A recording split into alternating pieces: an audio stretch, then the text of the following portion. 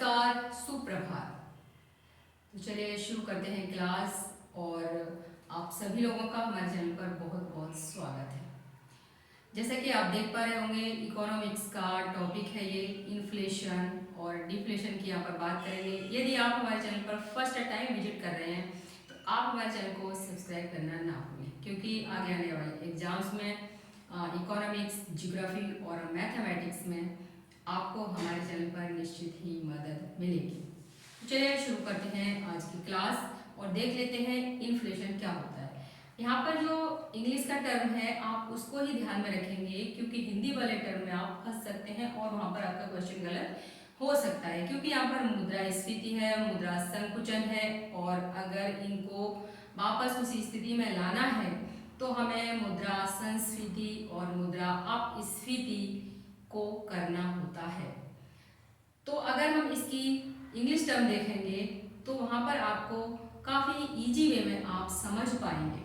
तो चलिए शुरू करते हैं। मुद्रास्फीति की अगर हम बात करते हैं यहाँ पर, तो वस्तुओं तथा सेवाओं की कीमतों का लगातार तेजी से बढ़ना क्या कहलाता है? मुद्रास्फीति कहलाता है।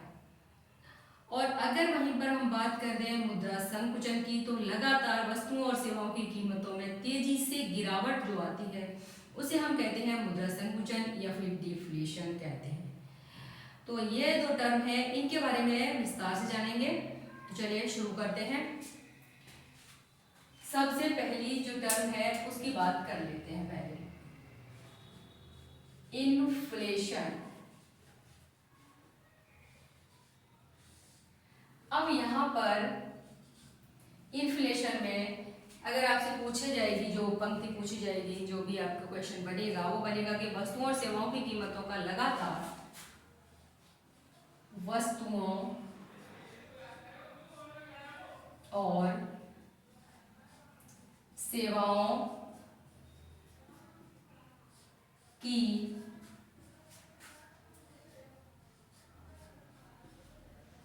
कीमतों का लगातार तेजी से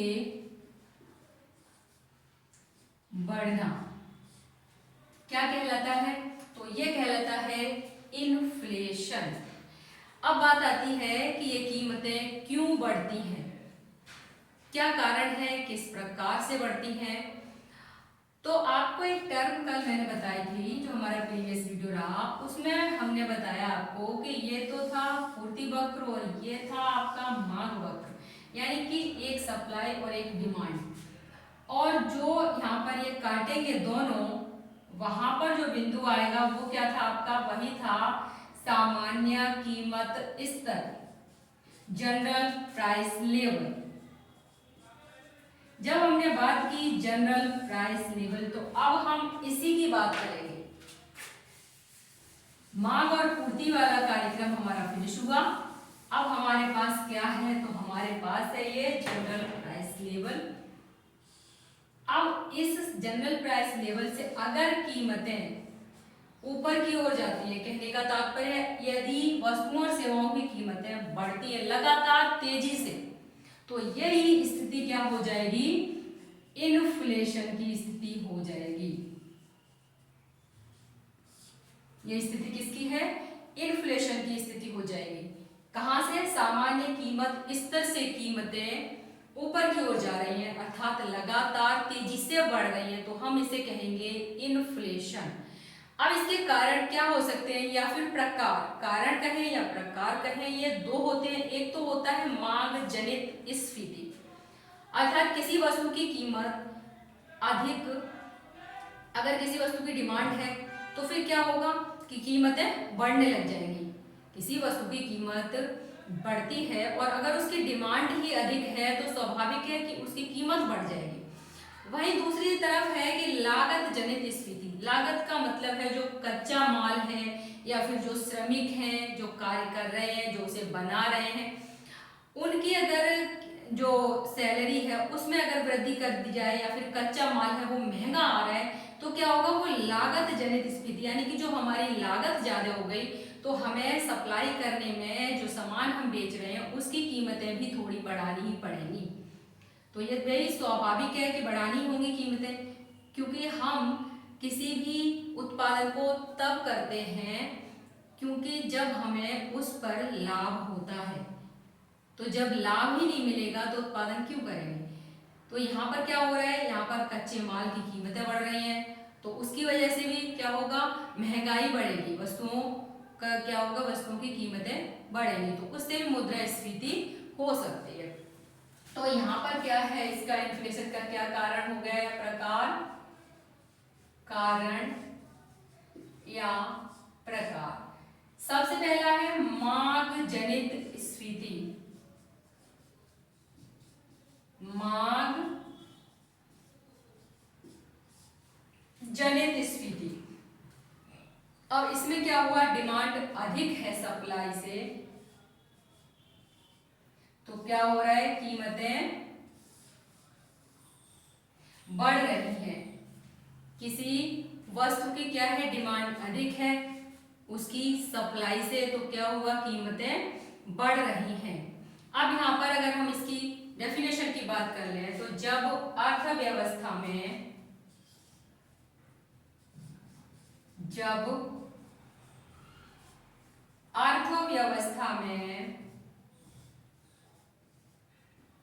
वस्तुओं एवं सेवाओं की मांग, अर्थव्यवस्था में कहें बाजार में वस्तुओं व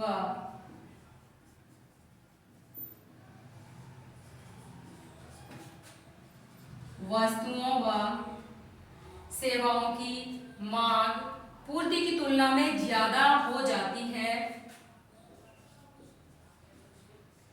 पूर्ति की तुलना में ज्यादा हो जाती है, पूर्ति की तुलना में ज्यादा हो जाती है, तो वस्तुओं तथा सेवाओं की कीमतें बढ़ने लगती हैं। तो वस्तुओं तथा सेवाओं की कीमतें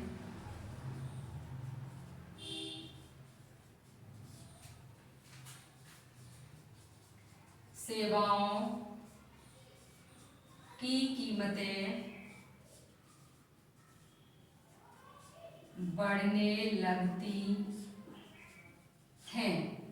और जब कीमतें बढ़ने लगती हैं तो इसी को क्या कहते हैं, इसी को कहते हैं मांग जनित स्फीति। तो इसी को मांग जनित स्फीति कहते हैं।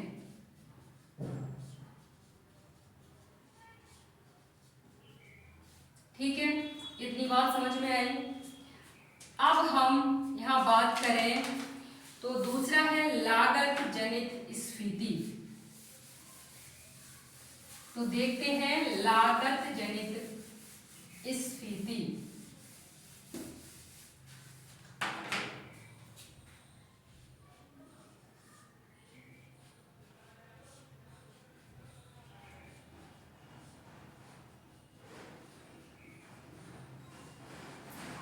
लागत जनित स्फीति की बात करें तो लागत में वृद्धि के कारण जब वस्तु तथा सेवाओं की कीमतों में वृद्धि हो, लागत में वृद्धि के कारण जब वस्तुओं और सेवाओं की कीमत में वृद्धि हो,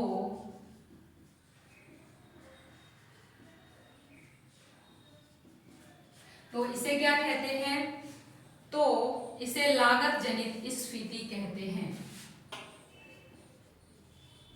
तो इसे लागत जनित स्फीति कहते हैं। अब बात आती है यहाँ पर कि किस प्रकार से लागत जनित स्फीति होती है। तो यहाँ पर कच्चे माल की कीमतों में वृद्धि हो जाए, कच्चे माल की कीमतों में वृद्धि हो जाए या फिर मजदूरी में वृद्धि हो जाए, यानी कि मजदूरी अधिक देनी पड़े, साधनों की लागतों में वृद्धि हो जाए, साधनों की लागतों में वृद्धि हो जाए, या फिर परिवहन लागत में वृद्धि हो जाए, परिवहन लागत में वृद्धि हो जाए, तो क्या होगा कि जो भी माल तैयार होगा उसकी कीमत में वृद्धि हो जाएगी। तो फिर जब वह माल बेचा जाएगा तो स्वाभाविक है कि उसकी कीमत में वृद्धि करनी ही पड़ेगी। तो ये होती है आपकी लागत जनित स्फीति। उत्पादन के साधन की बात करें तो उत्पादन के साधन में भूमि है, पूंजी है, श्रम है और साहसी, ये 4 उत्पादन के साधन होते हैं। उसके अलावा जब अर्थव्यवस्था में वस्तुओं तथा सेवाओं की तुलना में मुद्रा की पूर्ति या तरलता में वृद्धि हो जाती है तो वस्तुओं और सेवाओं की मांग क्या होता है, बढ़ जाती है, जो अंततः कीमत बढ़ने का कारण बन जाती है। अगर हम फ्लो चार्ट के द्वारा देखें तो यह भी हम इसे देख सकते हैं। तो एक फ्लो चार्ट बनाएं और देखें किस प्रकार से मुद्रास्फीति का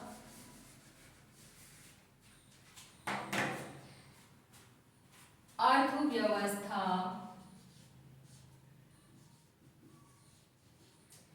फ्लो चार्ट।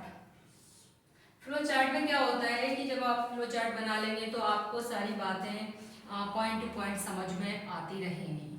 तो अर्थव्यवस्था या बाजार में मुद्रा की पूर्ति या तरलता में वृद्धि, अर्थव्यवस्था या बाजार में मुद्रा की पूर्ति या तरलता में वृद्धि। जब बाजार में मुद्रा की पूर्ति या तरलता में वृद्धि हो जाएगी तो क्या होगा, लोगों की क्रय शक्ति या फिर कहें क्षमता में वृद्धि हो जाएगी। लोगों की क्रय शक्ति या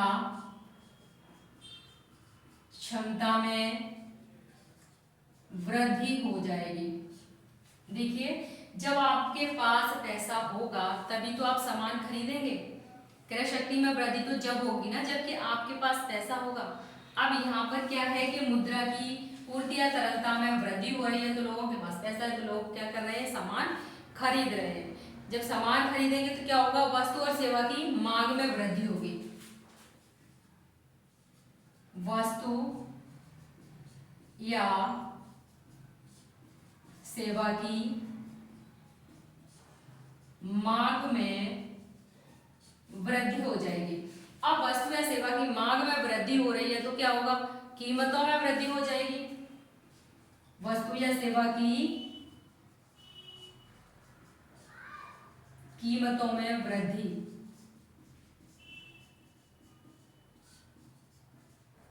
अब वस्तु या सेवा की कीमतों में वृद्धि हो रही है तो क्या होगा, मुद्रास्फीति अर्थात इन्फ्लेशन की स्थिति हो जाएगी। मुद्रास्फीति इन्फ्लेशन की कंडीशन यहां पर बन जाएगी। मुद्रास्फीति की स्थिति में लोगों की जो क्रय शक्ति है उसमें क्या हो जाता है, उसमें वृद्धि हो जाती है। क्योंकि मनी सप्लाई में वृद्धि हो जाती है, किंतु मुद्रा की जो क्रय शक्ति है उसमें क्या हो जाती है, गिरावट तथा कमी आ जाती है। अब बात कर रहे हैं यहाँ पर हम मुद्रा की क्रय शक्ति में गिरावट आ जाती है, कीमतें बढ़ेंगी तो मौद्रिक वैल्यू कम हो जाएगी। यहाँ पर यह बात समझने की है कि यदि वस्तु की कीमत बढ़ रही है तो क्या होगा, मौद्रिक वैल्यू कम हो जाएगी, कीमतें अधिक होंगी तो जो मौद्रिक वैल्यू है वो क्या हो जाएगी, कम हो जाएगी। अब आप देखेंगे कि किस प्रकार से कम हो जाएगी। मान लीजिए कि अगर आपको 100 रुपये दिए जाएं और आपसे कहा जाए कि आलू खरीद लो, और आलू है उस टाइम पर जब आपको बताया जा रहा है 20 रुपये किलो, तो कितना आलू आएगा, 20 पंजे 100, 5 किलो आ जाएगा। तो जो मौद्रिक वैल्यू है वो क्या है, 100 रुपये की 5 किलो आलू के बराबर है। अब वहीं पर अगर आपको 100 रुपये दिए गए और क्या हुआ कि मुद्रास्फीति है और वहां आलू हो जाता है 50 रुपये किलो, अब आप कितने आलू खरीद पाएंगे 100 रुपये में, केवल आप 2 किलो आलू खरीद पाएंगे। जब आप 2 किलो आलू खरीद पाएंगे तो क्या हुआ, जो 100 रुपये थे उनकी जो मौद्रिक वैल्यू थी वो कितनी हो गई, अब 2 किलोग्राम ही आए, जबकि पहले क्या था, पहले आपको 5 किलो आलू मिल गए थे।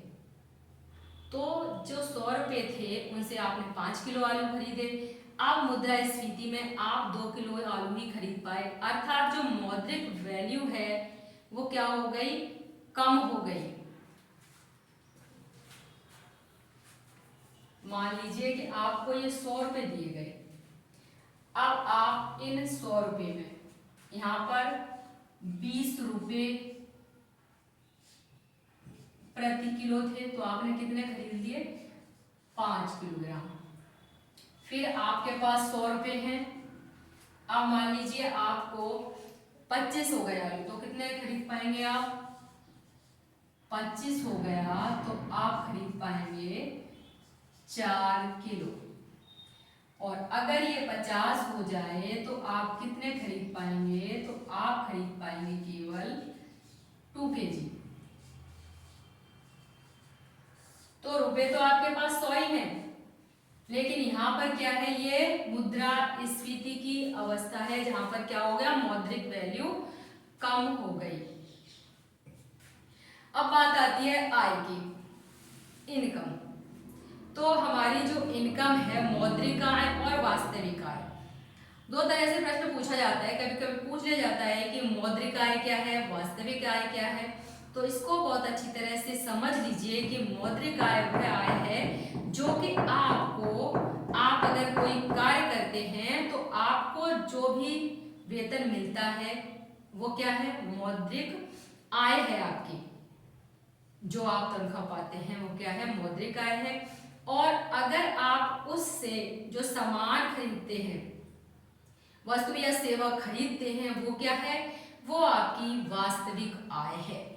अर्थात रियल इनकम होगी आपकी, वस्तु या सेवा जो भी आप खरीदेंगे वो आपकी रियल इनकम है, और ये आपकी मॉनेटरी वैल्यू है।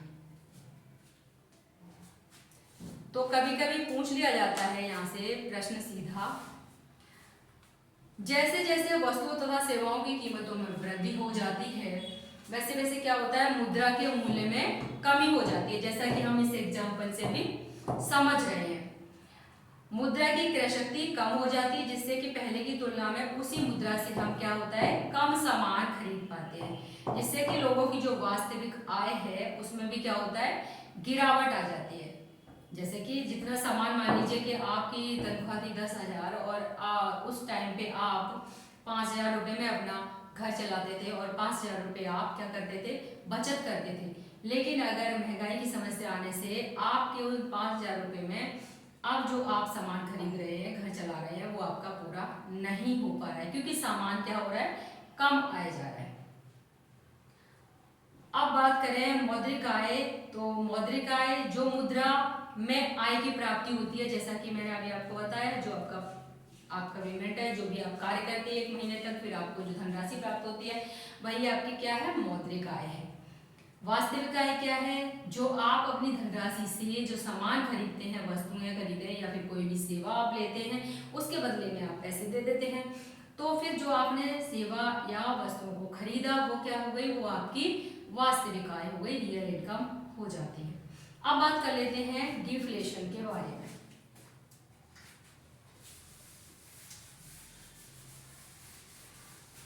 अब हम बात कर रहे हैं आपके मुद्रा संकुचन के बारे में। अब मुद्रा संकुचन में क्या हो रहा है, जैसा कि शुरू में भी बताया कि जब अर्थव्यवस्था में वस्तुओं व सेवाओं की कीमतों में लगातार गिरावट आती है, जब अर्थव्यवस्था में या बाजार में वस्तुओं और सेवाओं की कीमतों में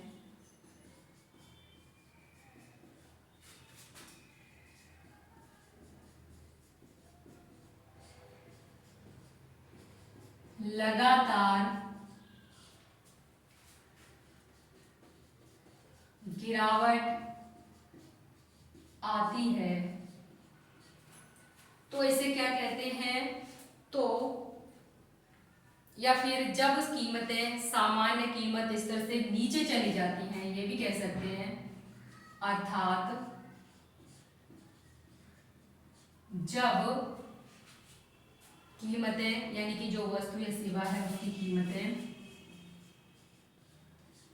सामान्य कीमत स्तर से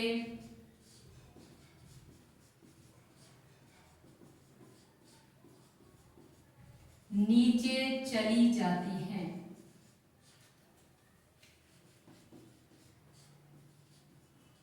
तो हम उसे कहते हैं मुद्रा संकुचन। अभी हम आपको बता रहे थे कि ये क्या है, हमारा जनरल प्राइस लेवल, सामान्य कीमत स्तर। इन्फ्लेशन में बताया अभी आपको, तो वो था ये ऊपर कीमतें जा रही है, अब महंगाई बढ़ रही है, तो ये तो था आपका इन्फ्लेशन। अब ये कह रहा है कि कीमतें नीचे की तरफ जा रही है, अर्थात कि गिरावट आ रही है कीमतों में, तो ये क्या है, ये है डिफ्लेशन।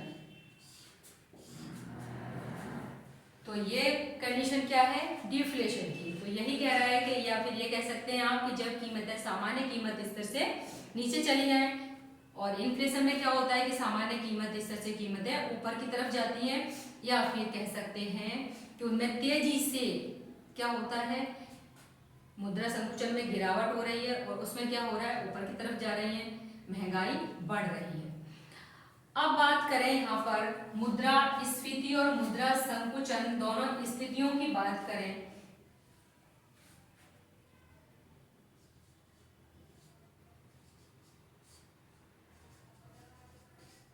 इस तरह से भी इसे थोड़ा समझ लें।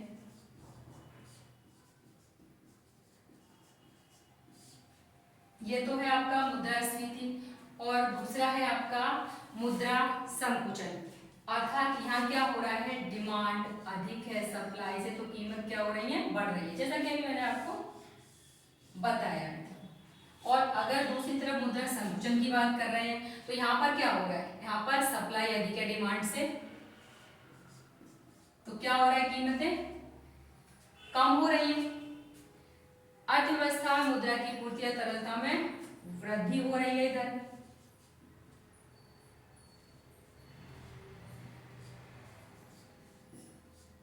मुद्रा की तरलता में वृद्धि हो रही है, कहाँ, मुद्रा स्फीति में। अगर मुद्रा स्फीति में वृद्धि होगी, इसके अपोजिट होगा, अर्थव्यवस्था में मुद्रा की पूर्ति या तरलता में कमी हो रही है।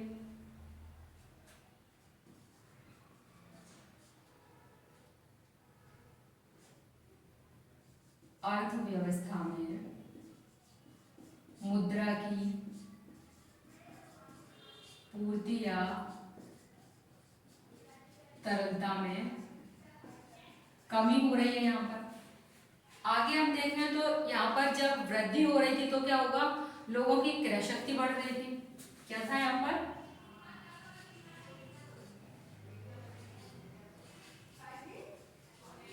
लोगों की क्रय शक्ति में क्या हो रहा था, वृद्धि हो रही थी। और इधर क्या हो जाएगा, लोगों की क्रय शक्ति में कमी हो जाएगी। लोगों की क्रय शक्ति में क्या हो जाएगा, कमी हो जाएगी। अब लोगों के पास पैसा ही नहीं है तो लोग क्या है, उनकी क्षमता नहीं है खरीदने की सामान, तो कैसे खरीद पाएंगे। और वहीं पर देखें तो इधर क्या था, मांग में वृद्धि हो रही थी।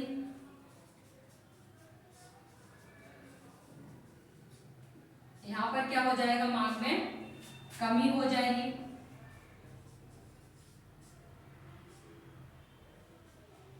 मांग कहां से करेंगे, जब उनके पास पैसा नहीं है तो वस्तुएं सेवाएं कैसे खरीद सकते हैं। मुद्रा के मूल्य में गिरावट है। इधर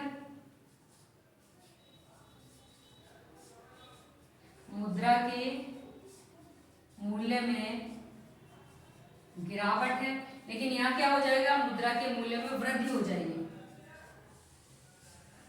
मुद्रा के मूल्य में वृद्धि हो जाएगी। अब कोई भी सामान सस्ता है, जैसा कि अभी आपको बताया, मुद्रा के मूल्य में गिरावट कैसे हुई। आपके पास रुपए 100 थे, आलू 20 रुपए किलो थे, तो आप 5 किलो खरीद पाए। और अगर 50 रुपए हैं तो 2 किलो खरीद पाए। तो जो 2 किलो खरीद पाए वो क्या था, वो मुद्रा स्फीति की स्थिति समझ लीजिए। और जो 20 रुपए में 5 किलो खरीदे वो क्या था, वो मुद्रा संकुचन की स्थिति समझ लीजिए। तो उसमें क्या हो गया, मौद्रिक वैल्यू तो वो क्या हो गई, अधिक हो गई, यानी कि मुद्रा के मूल्य में क्या हो गया, वृद्धि हो गई। आगे अगर बात करें इसकी मुद्रा संकुचन की ही, तो मुद्रा संकुचन की स्थिति में रियल इनकम तो बता ही दिया आपको कि मुद्रा के मूल्य में क्या हो जाएगा, यहाँ पर वृद्धि हो जाएगी। तो रियल इनकम में भी क्या हो जाएगा, रियल इनकम में भी वृद्धि हो जाएगी। जो वास्तविक आय है वो ज्यादा हो जाएगी, क्योंकि सामान क्या है, सस्ता हो रहा है। वस्तु और सेवाएं क्या हो गई है, सस्ती हो गई है। जो आपका पेमेंट है उससे आप ज्यादा सामान खरीद पाएंगे यहाँ पर। और अगर इसके मुद्रा स्फीति का अर्थव्यवस्था पर क्या प्रभाव पड़ेगा, इसकी थोड़ी सी हम बात कर लेते हैं। ये भी एक फ्लो चार्ट के द्वारा देखेंगे।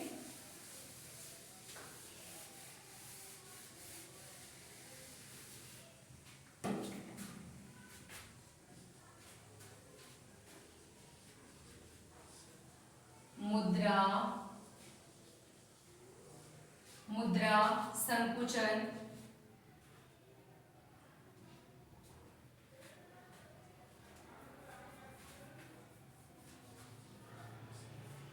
मुद्रा संकुचन का अर्थव्यवस्था पर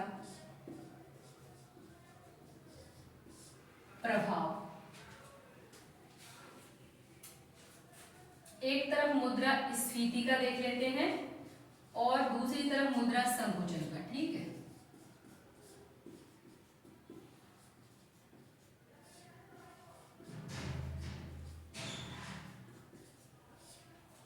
अब देखिए मुद्रा स्फीति में क्या हो जाता है, मुद्रा स्फीति में अर्थव्यवस्था पर जो प्रभाव पड़ता है वो बुरा प्रभाव पड़ता है, कहना चाहिए वो अच्छा नहीं है।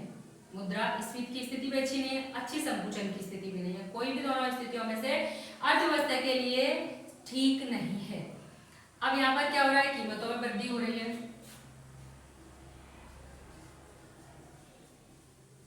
कीमतों में वृद्धि हो रही है, लेकिन यहाँ क्या हो रहा है, कीमतों में कमी हो रही है।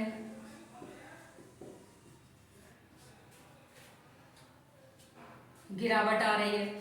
अब इधर लोगों की वास्तविक आय में कमी हो गई।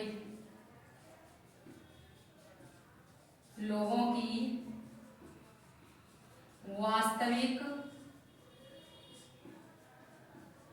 आय में क्या हुआ, कमी हो जाएगी। मुद्रा स्फीति की पहले बात कर लेते हैं, फिर संकुचन के प्रभाव की बात करेंगे। मुद्रा स्फीति में क्या हुआ कि इसमें कीमतों में वृद्धि हुई लगातार तेजी से, लोगों की वास्तविक आय में क्या हुआ, कमी आ गई। अब वास्तविक आय में कमी आई तो क्या हो जाएगा, क्या होगा कि हमारा जो पेमेंट है वो क्या होगा, पूरा ही खर्च हो जाएगा।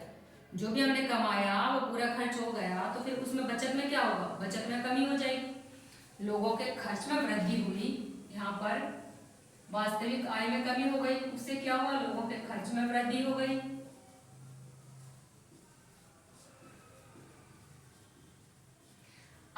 लोगों के खर्च में वृद्धि हुई तो उससे क्या हुआ, बचत में कमी हो गई। अब यहाँ बचत में जब कमी हो जाएगी तो स्वाभाविक है कि निवेश में कमी हो जाएगी। जब आप बचत ही नहीं कर पाएंगे तो निवेश कहाँ से करेंगे, तो ये निवेश में कमी हो जाएगी। अब निवेश में कमी हो जाएगी तो फिर जब निवेश नहीं किया तो उत्पादन में कमी हो जाएगी। अब उत्पादन में कमी हो रही है, जब उत्पादन में कमी हो रही है तो क्या हो जाएगा, रोजगार में कमी हो जाएगी। अब रोजगार में कमी हो गई तो फिर इससे क्या होगा, इससे बेरोजगारी में वृद्धि हो जाएगी, गरीबी में वृद्धि हो जाएगी, बेरोजगारी में वृद्धि हो जाएगी और इससे क्या होगा, गरीबी में वृद्धि हो जाएगी।